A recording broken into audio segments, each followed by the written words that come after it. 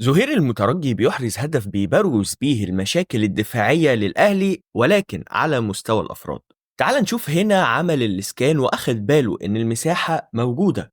ابتدى رامي ربيعة ياخد باله من المترجي، والمفروض في اللحظة اللي بيستلم فيها الكورة يضغط عليه ويقطعها وما يسيبهوش يلف. وتعالى أوريك أمثلة توضح لك أكتر كان إيه المفروض يحصل بالظبط. هنا شوف راموس في موقف شبه بتاع رامي ربيعة، ما سابش المهاجم يستلم، انما كان برو اكتيف او استباقي وضغط عليه في اللحظة المناسبة. وده مثال تاني ازاي بيضغط في اللحظة المناسبة ويمنع المشكلة قبل ما تحصل، وكمان يحولها الهجمة لصالح ريال مدريد. طب راموس ده راجل كان بيلعب من 10-15 سنة، تعالى اوريك فان دايك برضه بيضغط امتى.